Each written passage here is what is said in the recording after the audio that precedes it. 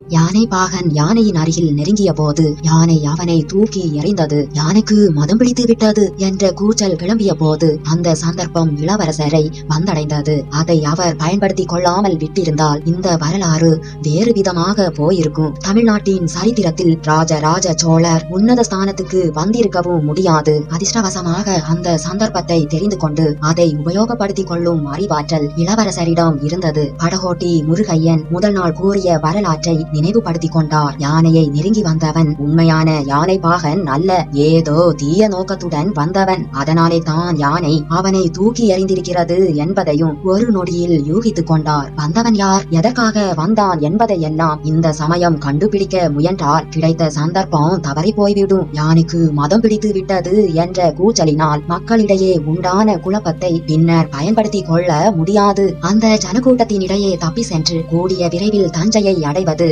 அந்த சமயம் இளவரசருக்கு முக்கியமான நோக்கமா இருந்தது. அந்த நோக்கத்தை நிறைவேற்றிக் கொள்ள இதை காட்டிலும் சரியான சந்தர்ப்பம் கிடைக்கப் போவதில்லை. ஆகையால் முருகையனை தம் அருகில் அழைத்து அவன் காதோடு ஏதோ சொல்லிவிட்டு யானை மீது தாவினார். அப்படி தாவும் போதே யானை மேலிருந்த அம்பாரியை தட்டிவிட்டார். அம்பாரி கீழே விழுந்து உருண்டது. பின்னர் யானை இடத்திலும் அதன் பாஷையில் ஏதோ சொன்னார். உடனே யானை பீத்து கொண்டு கிளம்பியது. முன்போல பயங்கரமான குரலில் பிளறிக்கொண்டே விரைவாக நடந்தது. சிறிது நேரத்துக்கெல்லாம் ஓடவே தொடங்கிவிட்டது. அதே சமயத்தில் முருகையன், ஐயோ, யானைக்கு மதம் பிடித்து விட்டது, ஓடுங்கள், உடனே ஓடுங்கள் என்று பெரும் கூச்சலிட்டான். ஜனங்கள் முன்னை காட்டிலும் அதிக பயமடைந்து நாலா புறமும் சிதறி ஓடினார்கள். அக்கம் பக்கத்தில் இருந்து குறுக்கு வீதிகளிலும் சந்துகளிலும் புகுந்து ஓடினார்கள். திறந்திருந்த வீடுகளுக்குள் நுழைந்து ஒளிந்து கொண்டார்கள். வேறு எதற்கும் அஞ்சாத தீர நெஞ்சம் உள்ளவர்களும் மதம் கொண்ட யானை என்றால் ஓடத்தான் வேண்டும். எப்பேற்பட்ட வீராதி வீரனானாலும் மதம் கொண்ட யானையை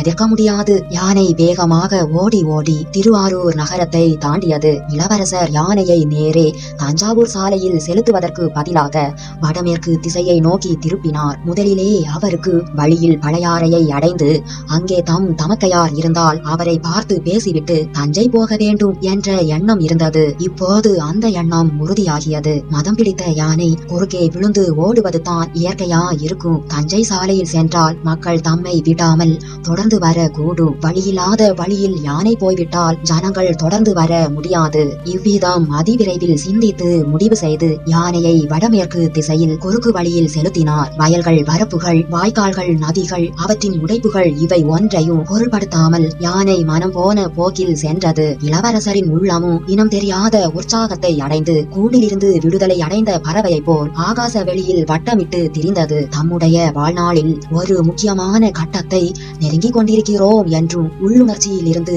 உற்சாகமும் பரபரப்பும் பொங்கிக் கொண்டிருந்தன. யானை ஓடத் தொடங்கிய அதே சமயத்தில் முருகையனும் யானைக்கு மதம் பிடித்து விட்டது என்று கூச்சலிட்டுக் கொண்டு ஓடினான். யானையினால் தூக்கி எறியப்பட்ட பாகன் விழுந்த இடத்தை குறிவைத்துக் கொண்டு சென்றான். இளவரசர் தங்கியிருந்த சோழ மாளிகைக்கு சற்று தூரத்தில் நாடெங்கும் புகழ்பெற்ற கமலாயம் என்னும் குளம் இருந்தது. அந்த குளக்கரையின் அருகில் சென்று பார்த்தான். யானைக்கு பயந்தவர்கள் பலர் குளக்கரையில் இறங்கி நின்றார்கள். சிலர் குளத்தில் தண்ணீரில் கூட இறங்கி இருந்தார்கள். ஒரு மனிதன் தட்டு தடுமாறி நீந்தி கரையேறி கொண்டிருந்தான். அவனை முருகையன் உற்று பார்த்தான். முதல் நாள் இரவு யானை பாகனையும் ராக்கமாலையும் அழைத்து கொண்டு போன மந்திரவாதி தான் அதிர்ஷ்டக்காரன். ஆயுள் ரொம்ப கெட்டி. யானை தூக்கி எறிந்தும் உயிர் பிழைத்திருக்கிறான். கையில் அங்குடன் சற்று முன் யானையை நோக்கி ஓடி வந்தவன் இவனே தான். அங்குசம் என்ன ஆனது என்று தெரியவில்லை. அதுவும் குளத்தில் விழுந்து விட்டதா? முருகையன் அவன் அருகில் சென்று, யானை பாகா, நல்ல வேளை பிழைத்து வந்தாய். அங்குசம் எங்கே என்று கேட்டான். ரேவதாசன் என்னும் கிரமவித்தன் முருகையனை ஏற இறங்க பார்த்துவிட்டு, என்னப்பா கேட்கிறாய்? நீ யார்? நான் இப்போது தான் குளத்தில் குளித்துவிட்டு கரையேறுகிறேன் என்று சொன்னான். ஓஹோ, அப்படியா? நீ யானை பாகன் இல்லையா? யானை தூக்கி எறிந்தது உன்னை அல்லவா? அப்படியானால் யானை பாகன் எங்கே இருக்கிறான் என்று முருகையன் கேட்டான். கிரமவித்தன் மேலும் திகைப்புடன், நான் என்ன கண்டேன்? என்னை ஏன் கேட்கிறாய்? மந்திரவாதி, என்னை ஏன் ஏமாற்ற பார்க்கிறாய்? நேற்று இரவு யானை பாகனை இடுகாட்டுக்கு அழைத்து போய் இளவரசர் ஏறும் யானைக்கு மதம் பிடிக்கும் என்று எச்சரிக்கை செய்தாயே. அப்படி இருக்க அந்த எச்சரிக்கையை நீயே மறந்துவிட்டு யானையிடம் அகப்பட்டு கொண்டாயே. அது உன் பாடு. யானை பாகன் எங்கே? என் மனைவி ராக்கம்மாள் எங்கே என்று கேட்டான் முருகையன். கிரமவித்தனின் முகத்தில் முன்னை விட திகைப்பும் பயமும் அதிகமாயின. யானை பாகனாவது ராக்கமாளாவது உனக்கு என்ன பைத்தியமா என்று சொல்லிக் கொண்டே கிரமவித்தன் சுற்றும் முற்றும் பார்க்கலானான். ஆம், யானைக்கு மதம் பிடித்தது போலத்தான் எனக்கும் பைத்தியம் பிடித்திருக்கிறது. யானை பாகன் எங்கே என்று மட்டும் சொல்லிவிடு, இல்லாவிட்டில் என்று முருகையன் சிறிது அதிகார தோரணையில் அவனிடம் பேச தொடங்கினான். சுற்றுமுற்றும் பார்த்து கொண்டிருந்த ரேவதாசன் இப்போது முருகையனை பார்த்து புன்னகை புரிந்தான். நீ என்னை மந்திரவாதி என்கிறாய், நீ என்னை விட பெரிய மந்திரவாதியா இருக்கிறாயே, உனக்கு எல்லாம் தெரிந்திருக்கிறது, உன்னிடம் மறைப்பதில் பயனில்லை. யானைக்கு மதம் பிடிக்க போகிறது, அதன் மீது ஏற வேண்டாம் என்று இளவரசருக்கு எச்சரிக்கை செய்வதற்காகவே ஓடி வந்தேன். அதன் பலன் இப்படி ஆயிற்று. உன் மனைவியும் யானை பாகனும் அங்கே ஒரு வீட்டில் இருக்கிறார்கள். அவர்களை நீ பார்க்க விரும்பினால் நானே அழைத்து போகிறேன். இளவரசருக்கு ஒன்றும் நேரவில்லையே, சௌக்கியமா இருக்கிறார் அல்லவா என்று கேட்டான் ரேவதாசன். மந்திரவாதி இளவரசர் சௌக்கியம். அவர்தான் உன்னையும் யானை பாகனையும் அழைத்து கொண்டு வரும்படி எனக்கு கட்டளையிட்டார். முருகையா, இளவரசரிடம் எனக்கு நல்ல பரிசு வாங்கி தர வேண்டும். பார்க்க போனால் அவரை நான் காப்பாற்றியது உண்மைதானே அதோ என்று மந்திரவாதி வியப்புடன் கூறி நிறுத்தினான். மந்திரவாதி உற்று நோக்கிய இடத்தில் குளத்தின் கரையோரம் இருந்த அரளி செடி புதர்களில் வேல்முனை போன்ற ஒன்று சிறிது தெரிந்தது. ஆ, அங்குசம் என்று சொல்லிக் கொண்டே மந்திரவாதி அந்த அரளி செடி புதரை நோக்கி ஓடினான். முருகையன் அவனை விட விரைந்து ஓடி அரளி செடி புதர்களில் புகுந்து அங்குசத்தின் அடிப்பிடியை பிடித்து ஜாக்கிரதையாக எடுத்துக்கொண்டான். பின்னர் திரும்பி பார்த்தான். மந்திரவாதியை காணவில்லை. அடடா, ஏமாந்து போய்விட்டோமே என்ற துணுக்கத்துடன் அங்கும் இங்கும் ஓடி பார்த்தான். பயனில்லை. குளக்கரையில் கூடியிருந்த பெரும் ஜனக்கூட்டத்தின் மத்தியில் புகுந்து மந்திரவாதி கிரமவித்தன் மாயமாய் மறைந்து விட்டான். மதயானை ஓடி போன பிறகு ஜனங்கள் மறுபடியும் திரும்பி சோழ மாளிகையை நெருங்கி வந்து கொண்டிருப்பதை முருகையன் கண்டான். ஆனால் அங்கே அவன் நிற்கவில்லை.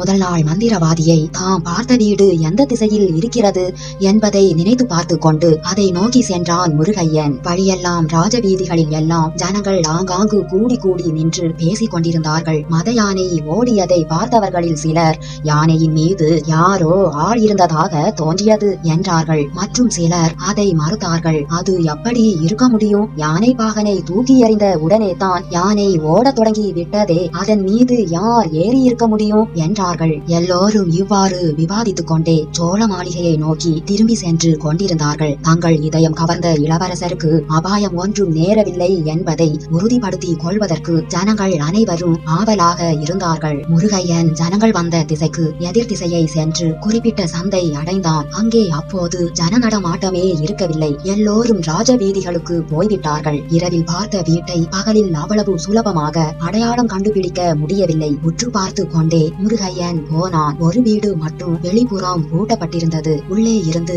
ஏதோ முனகல் சத்தம் கேட்டுக் கொண்டிருந்தது. அந்த வீட்டுக்கு பக்கத்தில் ஒரு பால் வீடு இருந்தது. முருகையன் அந்த பால் வீட்டில் புகுந்து அடுத்த வீட்டின் மேற்கூரையில் ஏறி முற்றத்தில் குதித்தான். அவன் எதிர்பார்த்தபடியே அங்கே யானை பாகன் தென்பட்டான். அவன் வெறி கொண்டவனை போல் தோன்றினான். அவனுடைய கால்களையும் கைகளையும் கட்டியிருந்தது மட்டுமல்லாமல் ஒரு தூணோடும் அவனை சேர்த்து கட்டியிருந்தது. யானை பாகன் தன் கை கட்டுகளை பல்லால் கடித்து அவிழ்க்க பெரும் முயற்சி செய்து கொண்டிருந்தான். நடுநடுவில் கடிப்பதை நிறுத்திவிட்டு கூச்சல் போட்டு கொண்டிருந்தான். முருகையனை பார்த்ததும் அவன் முகத்தில் சிறிது தெளிவு ஏற்பட்டது. நாகைப்பட்டினத்திலேயே அவன் முருகையனை பார்த்திருந்தான். இளவரசருக்கு வேண்டியவன் என்பதையும் அறிந்து கொண்டிருந்தான். ஆகையால் இப்போது பரபரப்புடன், முருகையா, அவிழ்த்துவிடு, சண்டாளர்கள் என்னை ஏமாற்றி விட்டார்கள், இளவரசருக்கு அபாயம் ஒன்றும் நேரவில்லையே என்று கேட்டான். முருகையன் கட்டுக்களை அவிழ்த்துவிட்டு கொண்டே காலையில் நடந்தவற்றை சுருக்கமாக கூறிவிட்டு யானை பாகனிடம் உனக்கு என்ன நேர்ந்தது என்று விசாரித்தான். யானை பாகனும் ஒருவாறு தட்டு தடுமாறி கூறினான். யானைக்கு மதம் பிடித்தாலும் தனக்கு ஒன்றும் நேராமல்